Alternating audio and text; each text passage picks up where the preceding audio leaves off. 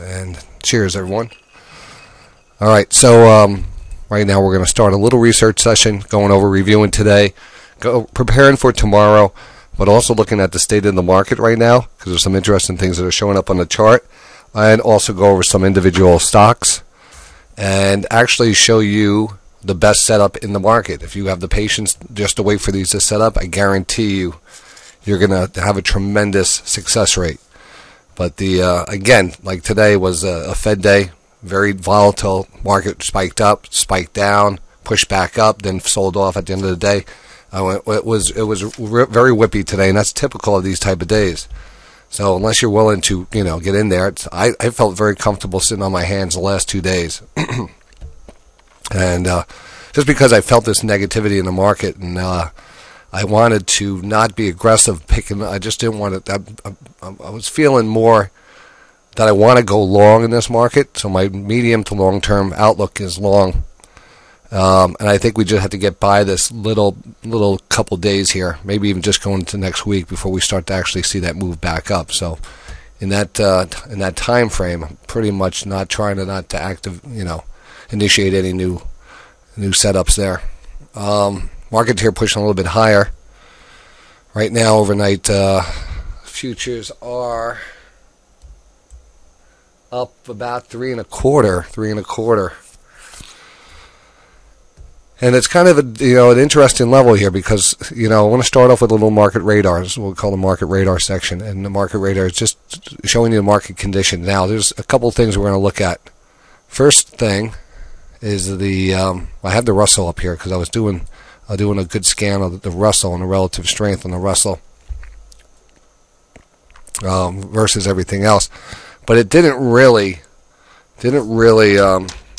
foretell any action on the S&P. I mean, the Russell was a little bit stronger, but it wasn't definitely. I don't know if it was, helping the S&P, which closed near the low. So here we have the 5-minute time frame. You can see the last time we looked at this, Dak was here all day, and Anthony was on with us a lot. We pushed up to this trend line, and we got overbought on the 5-minute chart. And again, just like anything else, having that directional trade on your favor, we can look back here most of the time, even if it's small and choppy. The odds are, if you start to get a turnover and the momentum is drifting that way, you got to go. It's at least in your best interest to stay with the trend. So that pulled back here, and then we got oversold here going into the close. But now you look at the 60-minute time frame, that was also negative. And again, that's a bigger time frame, and that's also pushing it down a little bit more. So it kind of leads to some more negativity kind of, piled up there. And then the daily, just because we're down here doesn't mean that we're oversold. I mean, this usually a couple days before we chop around, before we actually start moving back up. But this is a positive. This is a positive. First of all, this market in general doesn't get oversold that often. So when it does, it usually reacts off of this oversold level. Back here, August, September, pull back, and then it started grinding back up. Here, the February pullback got oversold and actually had a perfect divergence, grinded back up. Here, we pulled back and then crossed back up and we grinded back up. And here, now we're pulled back and we're oversold again. So, yeah, maybe we could chop around a little bit more, but we're getting closer and closer to a pretty decent buy signal in the market. So, I like that. I like that we're very close to the all-time highs. I don't think this market is that weak. I just think we have to get through just get through a couple days here. Let's get this lined up. So what I'm looking for is a follow-through on the 60. Maybe it doesn't even happen, but once the 60 turns back up, I think that'll be very bullish for the market because that'll probably help the daily start to turn back up. We'll start to see buying back in here. Ideally, maybe we flush tomorrow a little, take out some weak hands that are maybe some that 2700 level is such a big level, and I think a lot of people are looking at it as a line in the sand. And I think there's actually an opportunity to break down through that. And just because we break down through it doesn't mean we're going to stay below it. I don't believe in that. I mean, we could just flush it and come right back up and hold it and off to the races again. So I don't know if that's a big technical breakdown on my thing. I would even look at this as a better pattern. We have a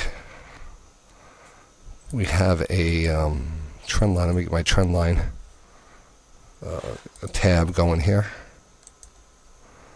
So we have this trend line here. It goes about here, and then we can put a measured move, or actually a parallel channel on that 1, 2, 3 pattern and make this a pretty decent 1, 2, 3 pattern. It almost could be considered a wedge pattern because of that gap up and a pullback. So we'll leave it like this, and we can say, hey, we could break down through this 2700 and actually come down to this trend line and then start to see us move back up. So, I'm not saying that this 2670 is out of the picture. I'd like to see this 60 here rotate back down, and then we're going to have a 60 daily set up wherever the price is at that point. We'll, if it was down here for some reason or off of this low, give me, that's really 2 indicators on our side. If we actually got down here for some reason to the lower trend line, and we started seeing maybe a balance failed, made a divergence, that would be awesome. Some levels that I want to feel more comfortable in. Right now, I feel like there's a little chance of downside action, maybe tomorrow, maybe going into the weekend. And then, this pattern is going to resolve to the upside. I'm not looking for a retest of February lows. All right, so I'm not going to be looking for that, even though some people might be calling for that because this trend line is broken, but I'm not going to look for that. I think this is just a choppy area, and we're about to move back up. So that's where the market radar is for me. The daily, 60. I don't even look at the weekly. The weekly is actually slightly, almost slightly bullish. It was turning back up. It's kind of stalled out. You're not gaining much on the weekly. You're not seeing much. So I'll even pass on that. But there is a lot of activity up here. A lot of big bars, candles, daily here, and again, the hourly. So tomorrow's going to be an interesting day. Here's the futures. We're moving up a little. We got that. So, all right, now the next thing I wanted to talk about, and I have some stocks to look at too,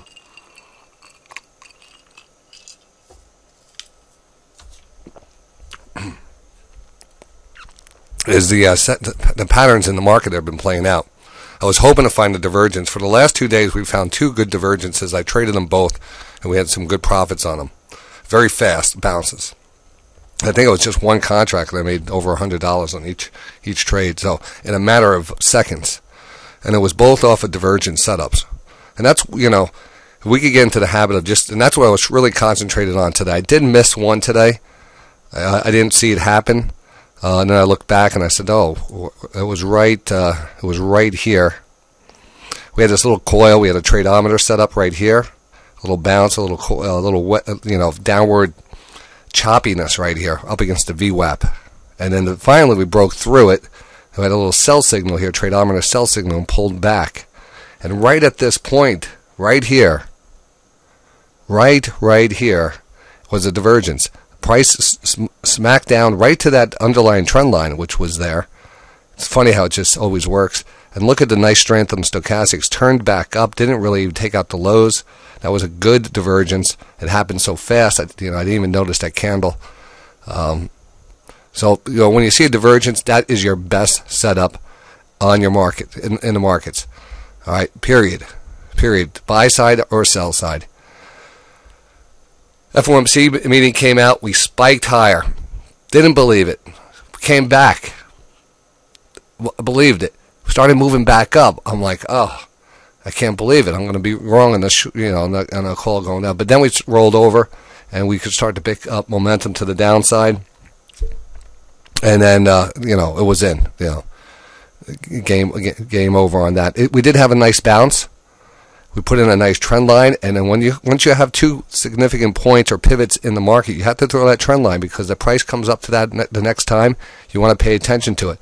And if the price is bouncing back up there, and we ended up getting oversold, maybe a triple stochastic oversold level, overbought level, I should say, and you have a trend line right there, the odds are that you're going to hold that trend line and it's going to come right back down.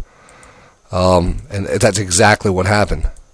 And then we closed right off the lows right here. And the after-hour trade right now is choppy, but starting to lift here a little. Starting to lift. See that?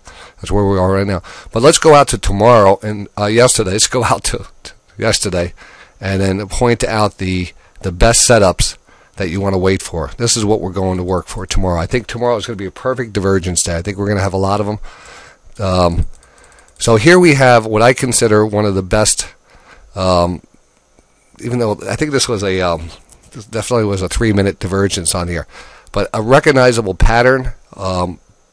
Basically, you're going to be looking for a channel or a wedge pattern. You know, just an equal distance, downward range bound trend versus an upward trend. And then we're going to look for that divergence. Now, you don't see it here. I mark it off here. It was probably a tradeometer.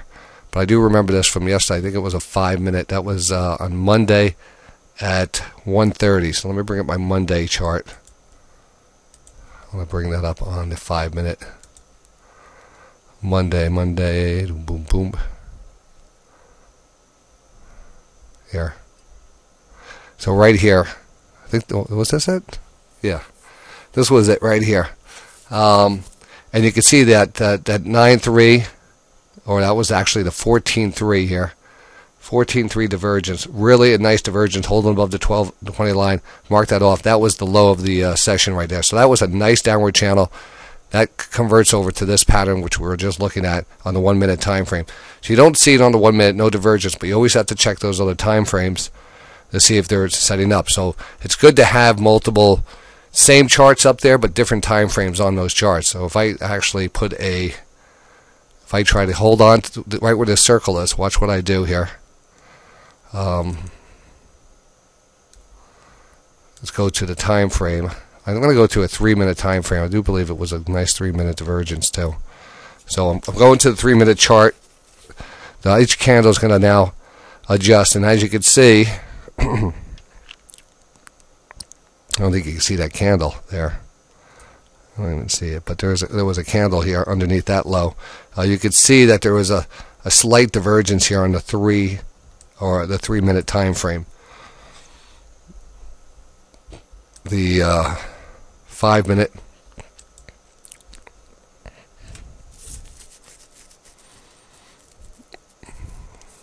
You don't. Yeah, we could see barely on this here. But not much. Definitely the 3-minute time frame was good, but the 5-minute, I think you see it on the 5-minute cash even better. So I also use the cash chart a lot. So going back to that 1-minute time frame, one of the best patterns, but even better than that is the downward wedge pattern divergence, and we had one of those. All right, here's another divergence. All right, here's a nice little downward moving channel right here. It's just you have that top trend line. That's what I'm really concerned about. We could make other things here. We could make a little wedge pattern like this. But you have that downward wedge pattern, and you take out the lows, and you hold above the highs. That's your chance. That's going to be your breakout of the downward channel. Always, almost 100% of the time. If you're trading inside of a tight channel or a recognizable channel or a wedge, and you have a divergence, that divergence will always take you outside of that said channel, or if it's a pure divergence, especially if it's a 14.3 combination with a 9.3 and a 14.3, it is game on. And that's your day. Now you don't get much here, and that's the thing. You remember, we're dealing with a 1-minute time frame, so. But and relative to the pattern, every pattern that has a measured move, head and shoulders, they say, have measured moves, wedge patterns, channels. It's relative to the size of that, and that's a 1-minute time frame. So a breakout of this, 45, 30, who knows how far this breakout. I don't even measure it that way. What I typically do, depending on, and again, a more difficult chart to look at, you could take the lower channel line where you were, wherever that pivot is, and put a parallel trend line up there, especially if you start to turn off of it. And that's what I did. I put the line here, parallel trend line down here, and let that go. Now we could see that this was a nice little wedge pattern breakout. But again, I think the key here was that we got overbought on the 14.3 and the 9.3. Even though this trend line is not established yet, this trend line shouldn't be there until you get a pivot there. This alone, this overbought level, short term, with the bigger picture pointing down, should give you a reason to, be very cautious. and then we rolled over. We came down to the trend line and bounced. But I want to go back even further because every day has a little treasure in it. You could quote me on that. Every day has a little treasure, meaning that we just have to find it, have patience, and that's your golden ticket. But we don't know if it's going to be at 10:30 or 2:30.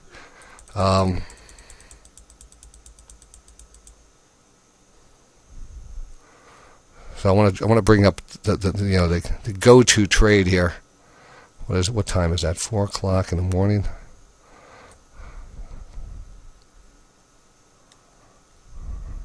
I think we just went there, right?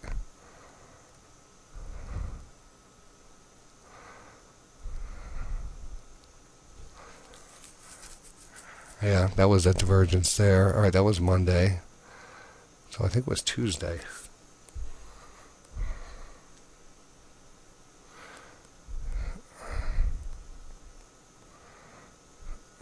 That's the overnight trade. So this goes overnight. So you actually can see these patterns set up. This is in the middle of the night. This is 3 o'clock European Open. You can see the market actually trending down.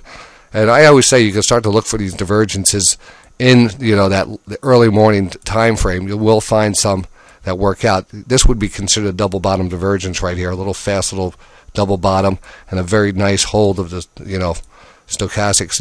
I mean, you could go back there and see the divergence. I don't know if I would have taken that, but at least you had that divergence and a trend line there. And if the price came down to it, you have to take those trades. And look at the results off of that trade. I mean, that's something you have to force yourself to.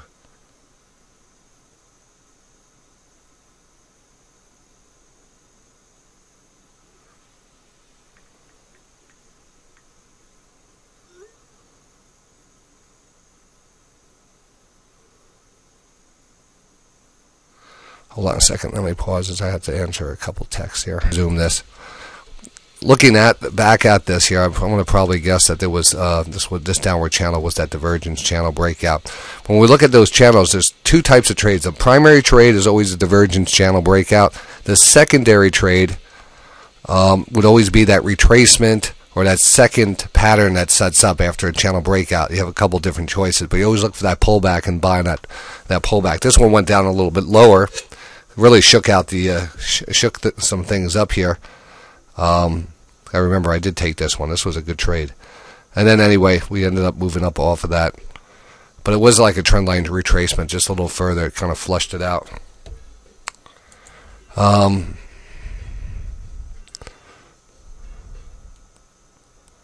see what else we have. Here we had some other things. Flags. Here's a nice downward channel. Let me zoom in here a little. You start to see these patterns playing out, and even if there's like this big channel, inside every little big channel there's a smaller channel, usually a tighter channel, and you can start to time these things and see how they work together. They tend to X out together, like when a lower trend line meets a lower trend line, they bounce. This wasn't a divergence. It might have been on a different time frame. I didn't even check. There's so much to be, there's just so much to look at. I did not even check this time frame at 2 o'clock if there was a 3-minute.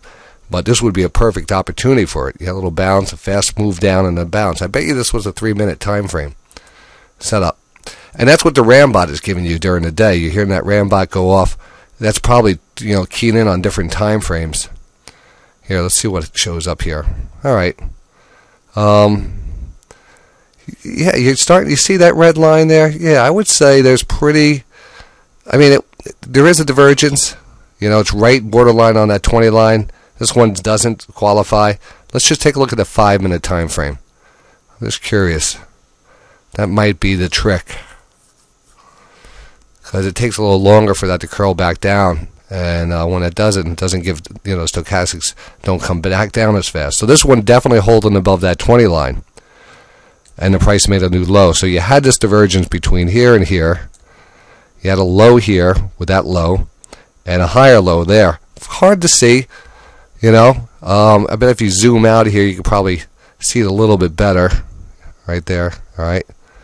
You can see that divergence a little bit better. But that's what you want. That's always, even a little divergence like that is going to give you a better edge in the market. So if you're having a hard time pulling the trigger, just set your criteria very strict.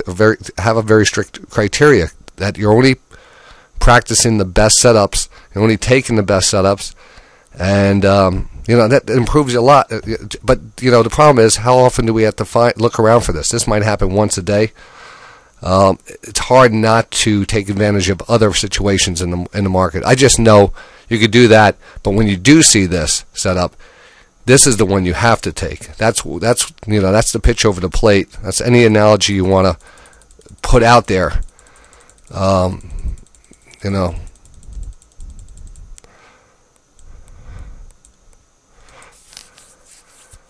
That's what I get up each morning for divergences. I'm putting out a T-shirt like that soon. I get up for divergences.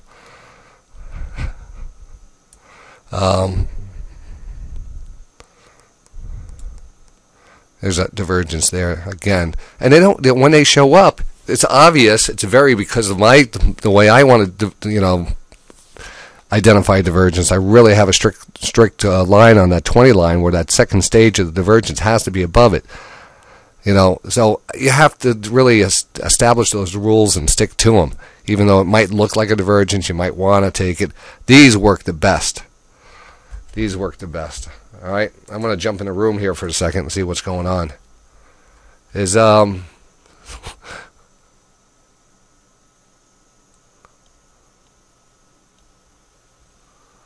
Are we on in here? Hey, flip-flops, everyone.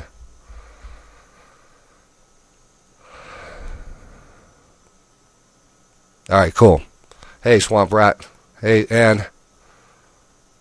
I was looking at GE today, and so again, I don't want to get out of my. See, I just want to say hi to everyone, make sure everyone's hearing everything okay.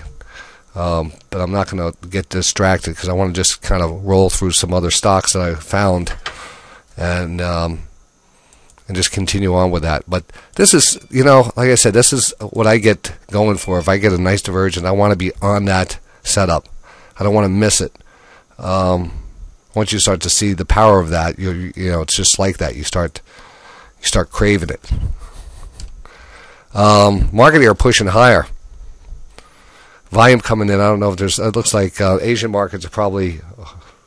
Asia open up now or at 10 o'clock.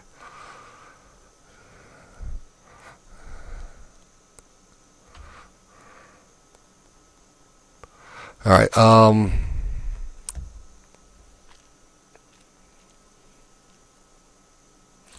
Let me to show you a couple stocks fast.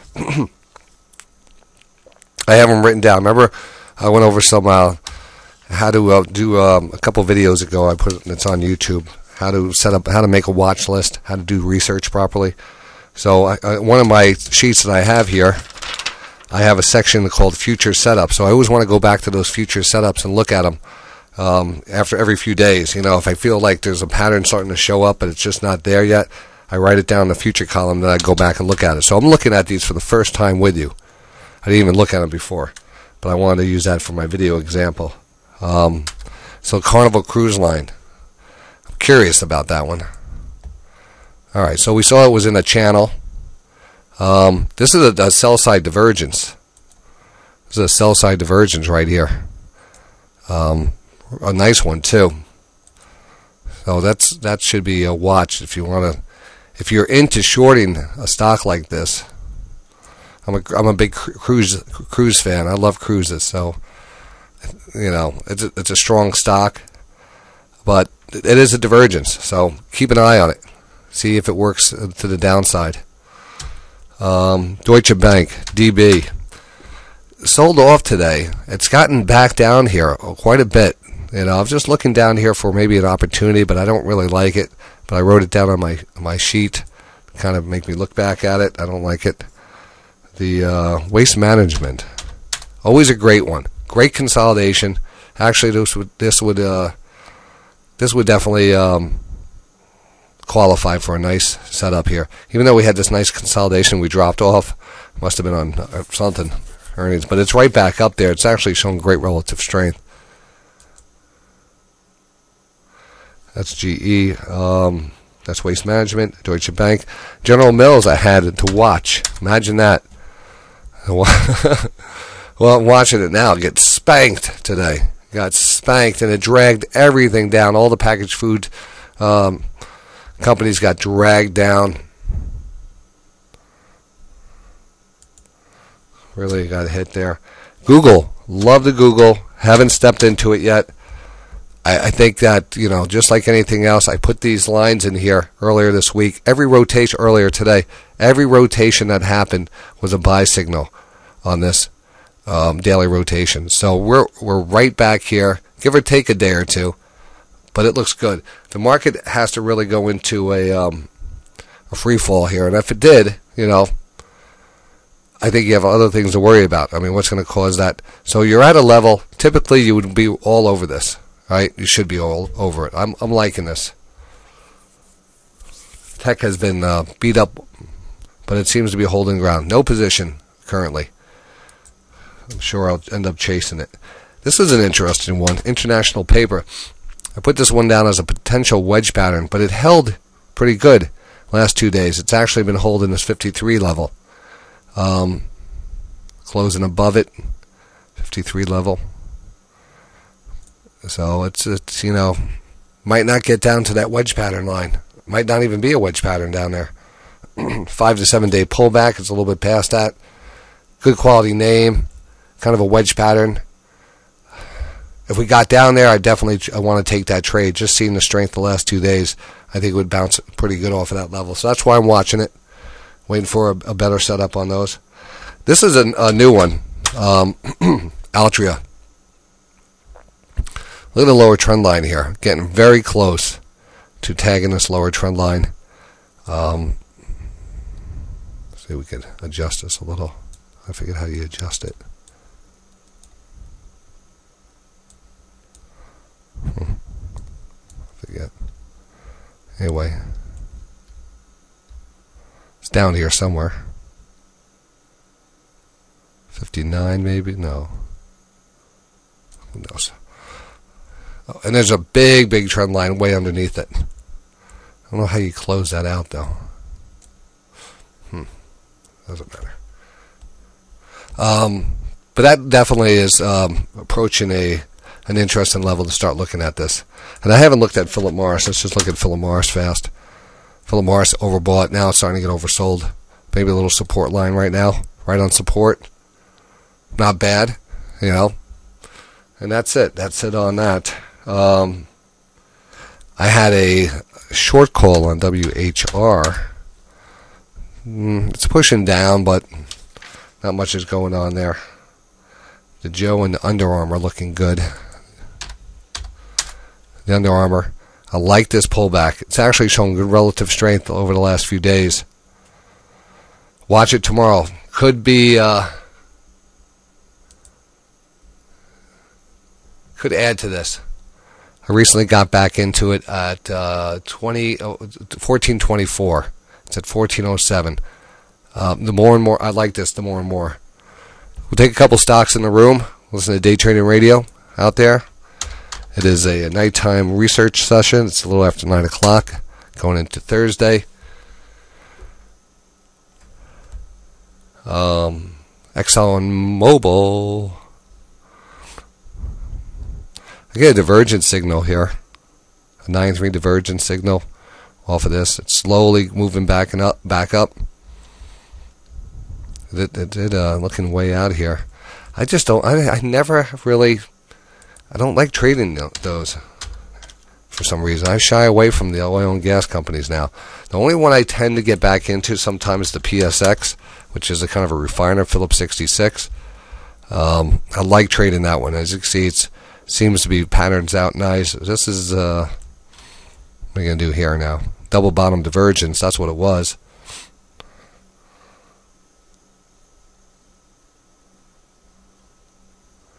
And then we have, let's see what else we have.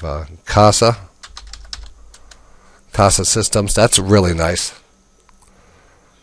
That's a really nice swamp rat. That's a nice flag, $31. I don't know what they why they're moving up. Is they have a new technology, or I would love to know more about it. I want to write it down. Maybe if I have time, I could look into it. I lost my pen.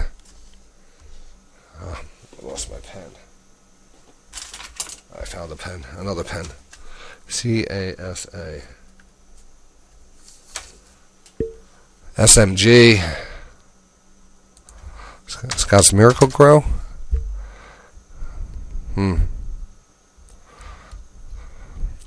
Hanging on a ledge there. A 30-minute divergence. Oh, I went to the 30-minute time frame. Alright, well, let me stop the video, send this video out. I was going to stay on with you for about another half an hour. It's 9:11. I just looked at the clock. Every single time I look at the clock, it's 9:11. I looked at this. Alright, forget about that. Alright, so I'm going to send this video out. I hope you enjoyed it. For more of this, if you get it and you're not a member of Day Trading Radio, please stop by, check out everything we got to offer. And we'll see you in the markets.